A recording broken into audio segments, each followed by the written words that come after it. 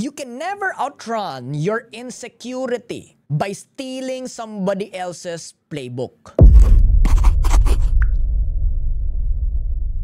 Nakakatawa, no? Someone who lives in your shadow, follows your blueprint, uses your game plan as their operating system. Tapos sila pa yung biglang mag-hit sa'yo.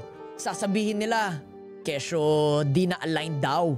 Pero every move mo, kinokopya pa rin. Every contact mo, kinokonektan pa rin. Every system mo, ginagamit quietly. Sometimes napapatanong na lang tayo, anong sense? Pwede ka naman magpaturo. Pwede ka magtanong, pwede ka magpa-inspire, pwede ka naman magpakumbaba.